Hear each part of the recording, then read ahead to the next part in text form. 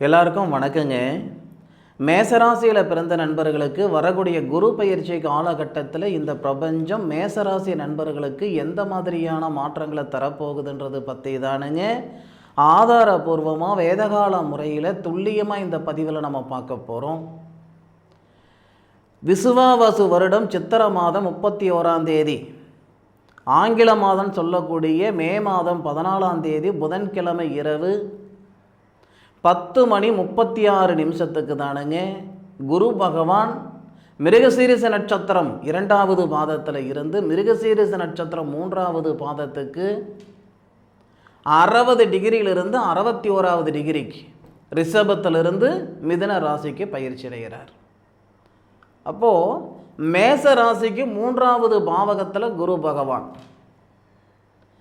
இந்த சூழல் மேசராசியில் பிறந்தவங்களுக்கு சாதகமாக இருக்குமா அல்லது பாதகமாக இருக்குமா? வாழ்க்கையில் வளர்ச்சி அடையணும், சாதிக்கணுன்ற ஆசை எல்லாருக்குமே இருக்குதானே செய்யுது. நம்மளுடைய கிரகநிலைகள் சாதகமாக இருந்தால் மட்டும்தான் நம்மளால் சாதிக்க முடியுமே தவிர, என்னதான் வீம்புக்கும் வீரியத்துக்கு நம்ம வேட்டையாடினாலும் நம்ம கிரகநிலைகளில் பிராப்தம் இல்லை, நமக்கான பிராப்தம் இல்லை அப்படின்னா நிச்சயமாக நம்மளால் சம்பாதிக்கிற இடத்துல தான் இருக்க முடியுமே தவிர சாதிக்கிற இடத்துல இருக்க முடியாது.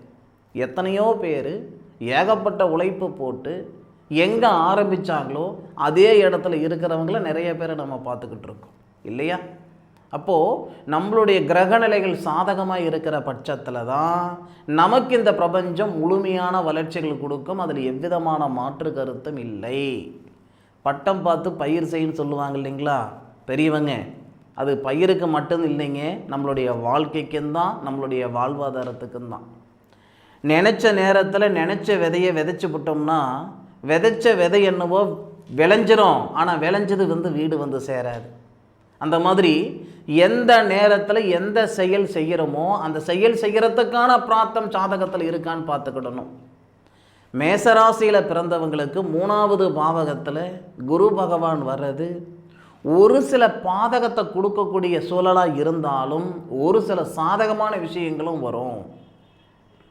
பொதுவாக மற்ற கிரகங்களை விட இந்த குரு பகவான் எப்படின்னா, அவர் இருக்கிற இடத்த விட பார்க்கக்கூடிய இடத்துக்கு தான் பலம் அதிகம், பவர் அதிகம்.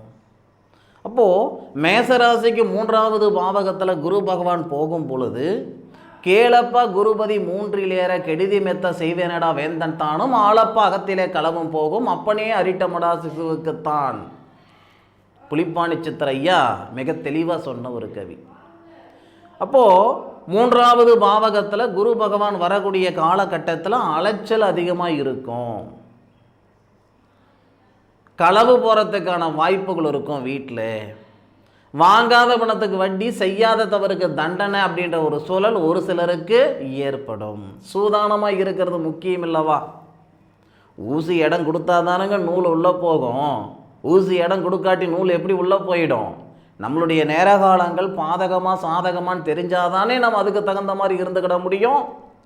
பொதுவாக மேசராசியில் பிறந்தவங்க இந்த விசுவாவசு வருடத்தில் வரக்கூடிய குரு பயிற்சி காலகட்டத்தில் முடிஞ்சளவுக்கு நம்ம வேலை என்னவோ அதை பார்த்துக்கிட்டு இருந்தோம்னா தொந்தரவு இல்லை. ஒருத்தர் காசு பணம் கேட்குறாங்க, ஒரு கல்யாண கச்சேரி வச்சுருக்கிறேனுங்க, ஒரு 2 லட்சம் ரூபாய் கொடுங்க, பணம் வந்த உடனே கொடுத்து போடுறேனுங்க அப்படின்னா அந்த நேரத்தில் நம்மக்கிட்ட இல்லாமல் வேறு எங்கேயாவது வாங்கி கொடுத்தோம்னா ஏண்டா கொடுத்தோம் எதுக்கடா கொடுத்தோன்ற அளவுக்கு ஆகி போயிடும். முடிஞ்ச அளவுக்கு உங்கள் கையில் இருந்தால் கொடுங்க, அது வரலனாலும் பரவாயில்ல, அது உங்கள் பணத்தோடு போயிடும். கடன் வாங்கி கொடுத்தீங்கன்னா சாமி சத்தியமாக சொல்கிறேனுங்க மீண்டும் அந்த பணம் வந்து சேராது. அதுபோக வாகனம் அப்படின்னா எல்லாருக்குமே ஆசை தான். மேசராசியில் பிறந்தவங்களுக்கு குரு பயிற்சியை மட்டும் பார்க்கக்கூடாது. மேஷராசியில் பிறந்தவங்களுக்கு 12வது பாவகத்தில் சனி பகவான் நிற்கிறார். 12வது பாவகத்தில் இருக்கக்கூடிய சனி பகவான் 3வது பார்வையாக மேசராசிக்கு 2வது பாவகத்தை பார்க்குறாரு. அதனால் வாகன ரீதியான தொந்தரவுகளை ஏற்படுத்தும். முடிஞ்சளவுக்கு புதுமையாக வாகனங்கள் வாங்கிறது வேண்டாம். இருக்கிற வாகனம் என்னவோ அதை பழுது பார்த்து வச்சுக்கிறது புத்திசாலித்தனமாக இருக்குமே தவிர புதுசாக நான் வாங்குகிறேன் அப்படின்னா கண்டிப்பாக சங்கடம் வரும். முடிஞ்சளவுக்கு விரய செலவுகள் செய்யணும்னு நினச்சிங்கன்னா சுப விரய செலவுகள் பண்ணுறது சாதகம். இது எல்லாமே நமக்கு ஒரு பாதகமான விஷயம்னு வச்சுக்கோங்க. ஒருத்தரை நம்பினா ஏமாந்து போயிடுவோம், ஷேர் மார்க்கெட்டில் காசு பணம் போட்டோம்னா ஏமாந்து போயிடுவோம், வண்டி வாகனம் எடுத்து சிக்கல் பண்ணோம்னா தேவையில்லாத சிரமம் வரும். இதெல்லாமே நமக்கு பாதகம்னு வச்சுக்கோங்க. சாதகமான விஷயங்கள் ஏகப்பட்ட விஷயங்கள் இருக்குது. அதே மாதிரி பொருளாதாரத்தில் பாதிப்புகள் வரும். ஒரு நகநட்டு இருந்தாலும் அடமானம் வச்சு பார்க்கக்கூடிய சூழ்நிலைகள் வரும். இது எல்லாமே மேசராசி நண்பர்களுக்கு இந்த பிரபஞ்சம் தரக்கூடிய ஒரு சூழ்நிலை தான். அனுபவிச்சு தான் இருக்கணும். மேடு பள்ளம் கம்பல்சரி வாழ்க்கையில் இருக்க தானே செய்யும். சரி, இதெல்லாம் ஒரு புறம் இருக்கட்டும். குரு பகவான் உங்களுடைய ராசிக்கு, மேஷ ராசிக்கு 9வது பாவகத்துக்கும் 12வது பாவகத்துக்கும் அதிபதி. 9வது பாத்தியம் 12வது பாத்தியத்துக்கும் அதிபதி குரு பகவான். பொதுவாகவே குரு பகவான் யாருன்னா தனகாரகன் அப்படின்னு நம்ம சொல்லுவோம். அதாவது ஒரு நகநட்டுக்கு அதிபதி, ஆடம்பரத்துக்கு அதிபதி, பொருளுக்கு அதிபதி, தனத்துக்கு அதிபதி, தனகாரனுக்கு அதிபதி, இது எல்லாமே குரு பகவான். ஸோ குரு பகவான் நம்மளுடைய ராசிக்கு 3வது பாவகத்துக்கு வந்தாலும் ஒரே ஒரு ப்ளஸ் என்ன அப்படின்னா, நம்மளுடைய ராசிநாதன் சொல்லக்கூடிய செவ்வாவுடைய சாரத்தில், செவ்வாவுடைய தயவில் தான் குரு பகவான் இருக்கார். இந்த குரு பகவான் பயிற்சி காலகட்டத்தில் மிருகசீரிஷ நட்சத்திரம்ன்றது இந்திர பகவான் அவதரித்த நட்சத்திரம்னு சொல்லுவாங்க. ஆனால் மிருகசீரிஷ நட்சத்திரம் யாருடைய நட்சத்திரம், எந்த கிரகத்துடைய நட்சத்திரம்னு கேட்டிங்கன்னா உங்களுடைய ராசி அதிபதி செவ்வாவுடைய நட்சத்திரம். அப்போ குரு பகவான் செவ்வாவுடைய சாரம் சொல்லக்கூடிய மிருகசீரிஷ சாரம் 3வது பாதத்தில் இருக்கும்போது குரு மங்கள யோகம். குரு 3வது பாவகத்தில் இருந்து உங்களுடைய ராசிக்கு 7வது பாவகன் சொல்லக்கூடிய திருமணஸ்தானத்தை பார்க்குறாரு. அந்த வகையில் குரு பயிற்சி காலகட்டத்தில் மேசராசியில் பிறந்தவங்க அசுவினி நட்சத்திரத்தில் பிறந்திருந்தாலும் சரி, பரணி நட்சத்திரத்தில் பிறந்திருந்தாலும் சரி, இல்லது கார்த்திகை நட்சத்திரம் ஒரு பாதத்தில் பிறந்தவங்களாக இருந்தாலும் சரி, திருமணம் நிச்சயிக்கப்படுறது உறுதி. திருமணத்துக்காக பார்த்துக்கிட்டு இருந்தேனுங்க, 5 வருஷமாக பார்த்துக்கிட்டு இருக்கிறேனுங்க, 10 வருஷமாக பார்த்துக்கிட்டு இருக்கிறேனுங்க. பார்த்துட்டு போனவங்க அவங்களுக்கு தான் கல்யாணம் நடந்தது, நான் பார்த்துட்டு வந்தவங்களுக்கு தான் கல்யாணம் நடந்தது. என் வாழ்க்கையில் மன வாழ்க்கை இருக்கான்றது எனக்கு தெரியல, நான் சம்சாரியா இல்லை சன்னியாசியான்றது எனக்கு தெரியலேன்ற பட்டுக்கிட்டு இருக்கிற ஆணாக இருந்தாலும் சரி, பெண்ணாக இருந்தாலும் சரி, குரு பயிற்சி காலகட்டத்தில் 100% திருமணத்தில் இருக்கிற தடைகள் நீங்கிடும். மனுஷனுக்கு மிக முக்கியமான ஒரு சமாச்சாரம் என்னன்னா மன வாழ்க்கை. சில பேருக்கு மன வாழ்க்கை நடக்கலையேன்ற கவலை இருக்கும், ஆதங்கம் இருக்கும். ஒரு சிலருக்கு ஏன்டா செஞ்சுக்கிட்டோம், ஏன் இந்த மன வாழ்க்கைக்குள்ளார வந்தோம் அப்படின்ற சங்கடங்களும் ஒரு சில நண்பர்களுக்கு இருக்க தானே செய்யுது. 5 விரல் ஒரு மாதிரி இல்லை பாருங்க. அப்போது மன வாழ்க்கை ஏற்படும் அப்படின்றதும் ஒரு புறம் இருந்தாலும் மன வாழ்க்கையில் இருக்கிற சங்கடங்கள் நீங்கும். ஒன்றும் இல்லைங்க, உங்களுடைய ராசியாதிபதியுடைய சாரம் வாங்கிய குரு பகவான் உங்களுடைய ராசிக்கு 7வது பாவகத்தை பார்க்கக்கூடிய சூழலில் உங்களுடைய ராசியாதிபதின்னு சொல்லக்கூடிய செவ்வாய் சந்திர பகவானுடைய ஆதிக்கத்திலிருந்து 4வது பார்வையாக குரு பகவான் பார்க்குறாரே அதே இடத்த பார்ப்பார். நல்லா பார்த்துக்கிடுங்க, குரு பகவான் செவ்வாவுடைய நட்சத்திரத்திலிருந்து திருமணஸ்தானத்தை பார்க்குறார். செவ்வாய் 4வது பார்வையாக திருமணஸ்தானத்தை பார்க்குறார். ஒரு கிரகம் பயிற்சி அடையும் பொழுது அந்த கிரகம் மட்டுமே பலன் கொடுக்காதுங்க, அந்த கிரகத்தோட மற்ற அமைப்புகளும் பார்த்துக்கிடணும். செவ்வாவுடைய பார்வையும் குரு பகவானுடைய பார்வையும் ஒரே பாவகத்தில் படுவதால் 100% திருமணத்தில் பிராப்தம் உண்டு. அதுபோக திருமணமாய் பிரிஞ்சு போயிருந்த தம்பதிகள் மீண்டும் இணையறத்துக்கான வாய்ப்புகள் உண்டு. இது தம்பதிகளுக்கு மட்டும் கிடையாது, கணவன் மனைவிக்கு மட்டும் கிடையாது, காதலர்களுக்கும் பொருந்தும். பிரிஞ்சு போன காதலர்களெல்லாம் மீண்டும் இணையறத்துக்கான வாய்ப்புகள் நிச்சயமாக உண்டு. அதுபோக குரு பகவான் இந்த விசுவாவசு வருடத்தில் பயிற்சி மட்டும் நடக்கலை, நல்லா பார்த்துக்கிடுங்க. பயிற்சி மட்டும் அவர் ஆகலை, அதிசாரத்துக்கு வராரு. நம்ம எப்படி சித்திரை மாதம் 31ஆம் தேதி, அதாவது ஏப்ரல் மாதம் 14ஆம் தேதி குரு பகவான் திருக்கணித பிரகாரம் மாறுறாரு நம்ம சொல்கிறோமோ, அதே மாதிரி அக்டோபர் மாதம் 18ஆம் தேதி அதிசாரத்துக்கு வரார். சனிக்கிழமை இரவு 7:47 அக்டோபர் மாதம் 18ஆம் தேதி. அப்போ 3வது பாவகத்தில் இருக்கக்கூடிய குரு 4வது பாவகன் சொல்லக்கூடிய கடகத்துக்கு வரார். பிரமாதமான நேரம் பார்த்துக்கிடுங்க. மிக சிறந்த ஒரு நேர காலங்கள் நமக்கு அதிசாரத்துக்கு குரு பகவான் போகும்போது. அதிசாரத்துக்குன்னு தனியாக ஒரு பயிற்சி பலன், அதிசார பயிற்சி பலன் நான் கொடுக்குறேனுங்க. அதுபோக குரு வக்ரம் அடைவார். டிசம்பர் மாதம் 5ஆம் தேதி வெள்ளிக்கிழமை சாயந்தரம் 5:25 குரு பகவான் மிதுனத்திலேயே, மேஷத்துக்கு 3வது பாவகம் 3வது பாத்தியத்தில் மிதுனத்திலேயே வக்ரம் அடைவார். அப்போது பயிற்சியில் போகும்போது ஒரு மாதிரியான பலன், அதிசாரத்துக்கு போகும்போது ஒரு மாதிரியான பலன், அவர் வக்ரத்தில் வரும்போது ஒரு மாதிரியான பலன். அதாவதுங்க, நாமளே 7 வயசில் ஒரு மாதிரியும், 10 வயசில் ஒரு மாதிரியும், 20 வயசில் ஒரு மாதிரியும் நாம் இருப்போம். தோற்றமும் சரி, நம்ம செய்யக்கூடிய செயலும் சரி, இல்லையா? அப்போது ஒரு கிரகம் ஒரு இடத்துல இருந்தால் ஒரே மாதிரியான பலன் வரும்னு சத்தியமாக கனவுல கூட நினைக்காதீங்க. இந்த 3 அமைப்புகள் குருவுக்கு இருக்குது. ஒரு பாவகத்தில் 3 நட்சத்திரத்தில் குரு பகவான் டிராவல் பண்ணுறாரு. அப்போ பலன்கள் கண்டிப்பாக மாறதான் செய்யும். உங்களுடைய சுய ஜாதகத்தில் நடக்கக்கூடிய தசா புத்திக்கு தகுந்த மாதிரியும், கோட்சார அமைப்புக்கு தகுந்த மாதிரியும் நிச்சயமாக பலன் மாறதான் செய்யும். இன்றைக்கி இருக்கிற காலகட்டத்தில் நம்மளுடைய சுய ஜாதகம் ஒரு ஜோசிகாரர்கிட்ட கொடுத்து 1000 ரூபாய் 2000 ரூபாய் கொடுத்து கணக்கு போட்டு சொல்லுங்கன்னு சொன்னாலும், விடிய விடிய கணக்கு போட்டு சொன்னாலும் 10ல் 2 வார்த்தை தான் பலிக்குது. எதுவுமே இல்லாமல் கோட்சார பலன்கள் ஒருத்தர் சொல்கிறாரு அப்படின்னா அது 100% அப்படியே நடந்துடணும்னாலாம் நினைக்காதீங்க. 4 வார்த்தை சொன்னால் 2 வார்த்தை நடக்க தான் செய்யும், 2 வார்த்தை நடக்காமல் போக தான் செய்யும்.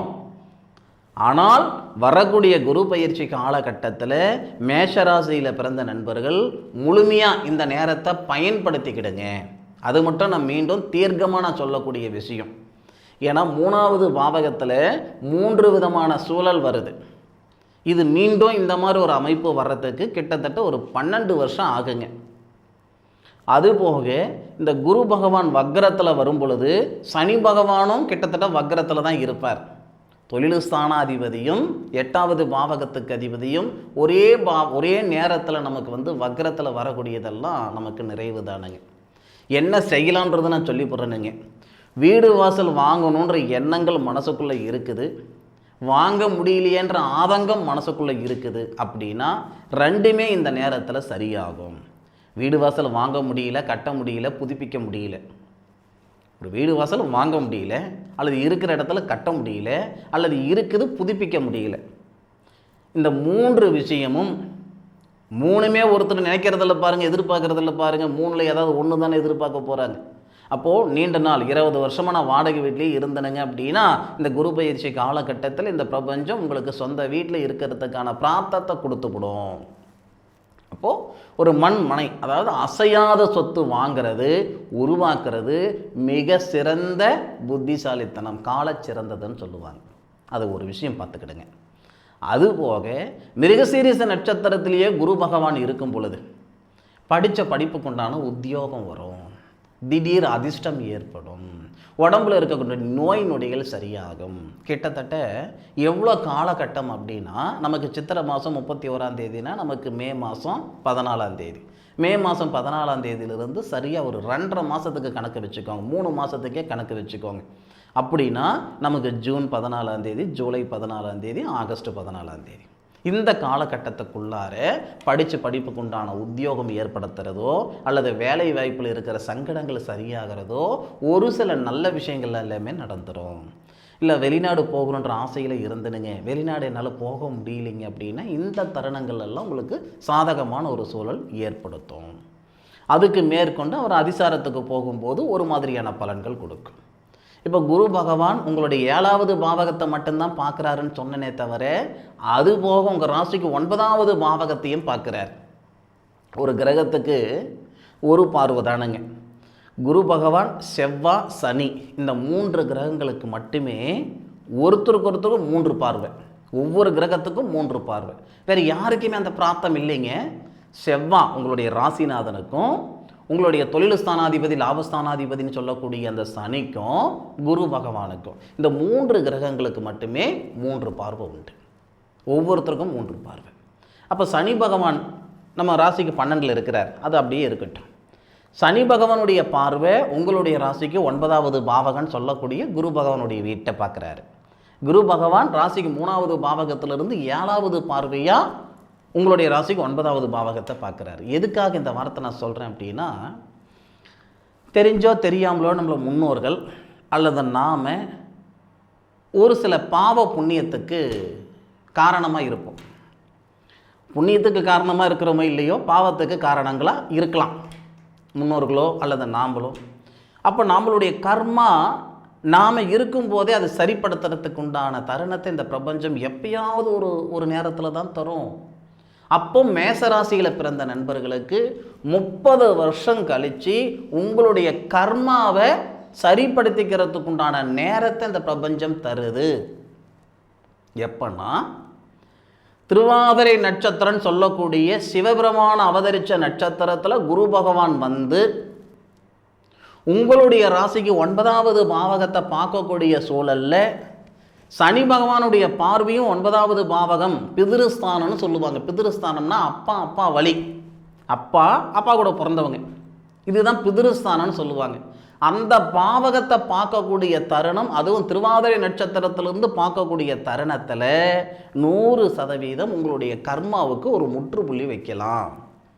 அப்போது உங்களுடைய சுய ஜாதகத்தில் எந்த மாதிரியான ஒரு அமைப்புகள் இருக்குது, அதுக்குண்டான வழிமுறையும் பரிகாரங்கள் தான் சரியாக இருக்கும். இந்த நேரம் வந்துங்க உங்களுடைய கர்மாவிலிருந்து நீங்கள் விடுபடுறதுக்கான வழிமுறைகள் இருக்குது. இது இந்த பிரபஞ்சம் கொடுக்கக்கூடிய ஒரு சந்தர்ப்பம். எல்லாருக்கும் ஒரே மாதிரியான கர்மா இருக்கிறதில்ல பாருங்கள், ஒவ்வொருத்தருக்கும் ஒவ்வொரு விதமான கர்மா இருக்கும். அப்போ சரிப்படுத்திக்கிறதுக்கான நேரம் இது. எப்படி சரிப்படுத்த முடியுன்றது உங்களுடைய ஜாதகத்தை பார்த்தா தான் தெரியும்.